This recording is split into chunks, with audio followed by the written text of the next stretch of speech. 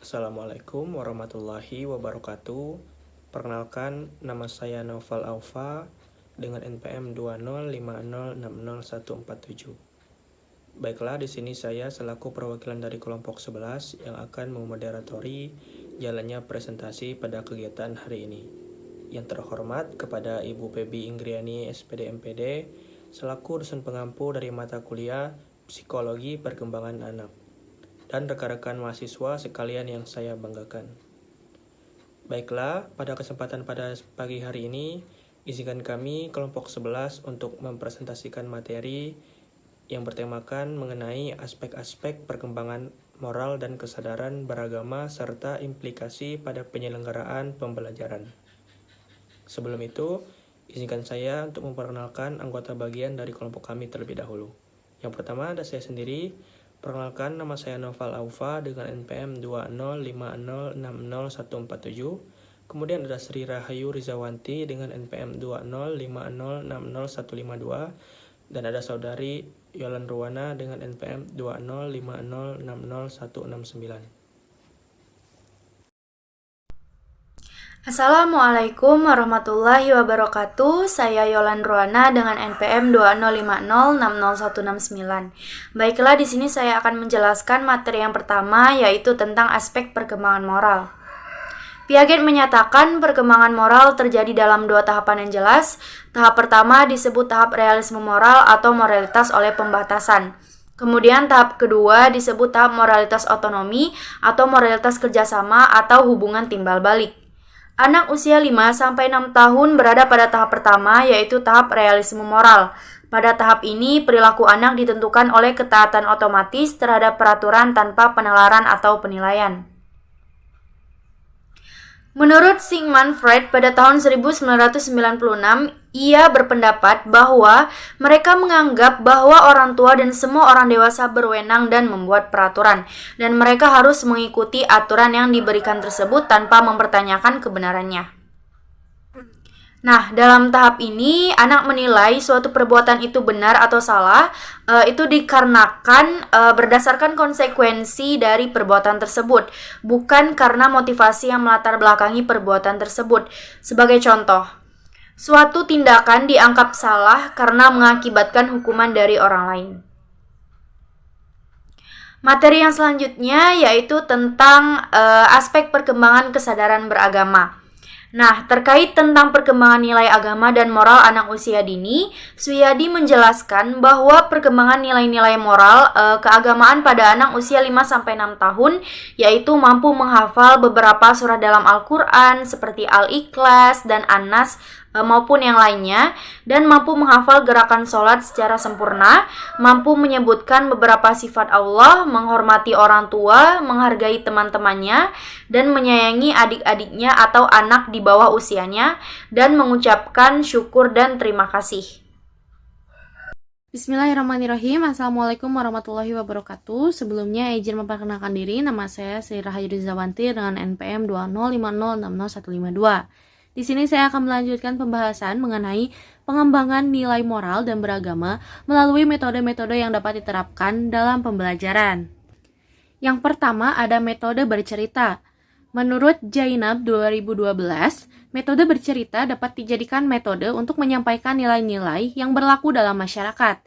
Ketika bercerita, seorang guru juga dapat menggunakan alat peraga untuk mengatasi keterbatasan anak yang belum mampu berpikir secara abstrak. Yang kedua ada metode bernyanyi. Metode bernyanyi adalah suatu pendekatan pembelajaran secara nyata yang mampu membuat anak senang dan bergembira. Pesan-pesan pendidikan berupa nilai moral yang dikenalkan kepada anak tentunya mudah untuk diterima dan dipahami secara baik melalui nyanyian yang membuat mereka gembira. Yang ketiga, metode bersyair.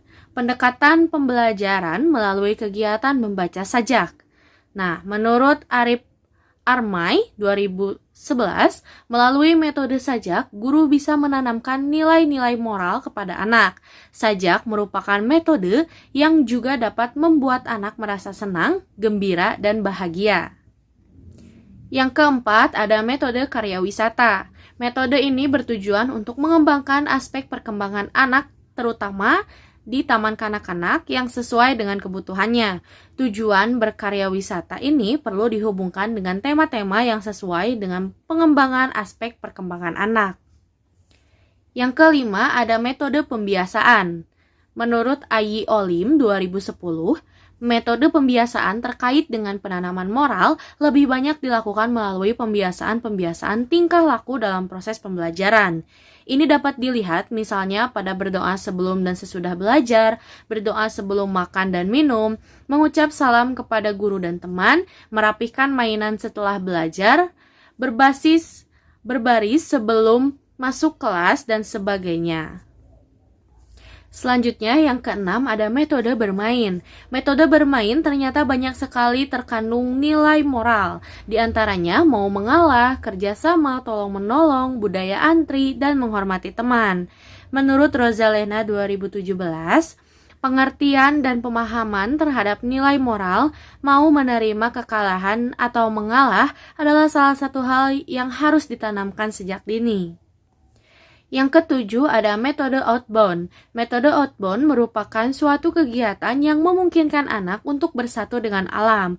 Melalui kegiatan outbound, siswa akan dengan leluasa menikmati segala bentuk tanaman, hewan, dan makhluk ciptaan Allah yang lain. Cara ini dilakukan agar anak tidak hanya memahami apa yang diceritakan atau dituturkan oleh guru ataupun pendidik di dalam kelas, melainkan mereka diajak langsung melihatnya. Yang kedelapan ada metode bermain peran. Metode ini merupakan salah satu metode yang digunakan dalam menanamkan nilai-nilai moral kepada anak. Dengan bermain peran, anak akan mempunyai kesadaran merasakan jika ia menjadi seseorang yang dia perankan dalam kegiatan bermain peran. Hal ini disebutkan oleh Pipi Trisnawati tahun 2012. Yang kesembilan ada metode diskusi. Metode diskusi adalah metode untuk mendiskusikan tentang suatu peristiwa. Biasanya siswa diminta untuk memperlihatkan video kemudian diajak berdiskusi tentang tayangan tersebut. Contohnya, hal apa yang bisa kalian ambil dari tayangan video tersebut? Dan yang terakhir, yang ke-10 ada metode keteladanan. Menurut Cepi Cahyono, guru moral ideal adalah yang dapat menempatkan dirinya sebagai fasilitator, pemimpin, orang tua, dan bahkan tempat menyandarkan kepercayaan, serta membantu orang lain dalam melakukan refleksi. Baiklah, di sini saya sebagai pemateri ketiga. Di sini saya akan membacakan materi mengenai implikasi pada penyelenggaraan pembelajaran. Pertama, memberikan pendidikan moral dan keagamaan melalui kurikulum tersembunyi, yakni menjadi sekolah sebagai atmosfer moral dan agama secara keseluruhan. Atmosfer di sini termasuk peraturan sekolah dan kelas, sikap terhadap kegiatan akademik dan ekstrakurikuler, orientasi moral yang dimiliki guru dan pegawai serta materi teks yang digunakan. Yang kedua, memberikan pendidikan moral langsung, yakni pendidikan moral dengan pendekatan pada nilai dan juga sifat selama jangka waktu tertentu, atau menyatukan nilai-nilai dan sifat-sifat tersebut ke dalam kurikulum. Dalam pendekatan ini, instruksi dalam konsep moral tertentu dapat mengambil bentuk dalam contoh dan definisi. Misalnya, diskusi kelas dan bermain peran, atau memberi penghargaan kepada siswa yang berperilaku secara tepat. 3. Memberikan pendekatan moral melalui pendekatan klarifikasi nilai, yaitu pendekatan moral secara tidak langsung, yang berfokus pada upaya membantu siswa untuk memperoleh kejelasan mengenai tujuan hidup mereka dan apa yang berharga untuk dicari. Dalam klarifikasi nilai, siswa diberikan pertanyaan dan mereka diharapkan untuk memberi tanggapan sebagai timbal balik, baik secara individual maupun secara berkelompok. 4. Menjadikan pendidikan sebagai wahana yang kondusif bagi peserta didik. Untuk menghayati agamanya, tidak hanya sekedar bersifat teoritis, tetapi penghayatan yang benar-benar dikontraksi dari pengalaman keberagaman.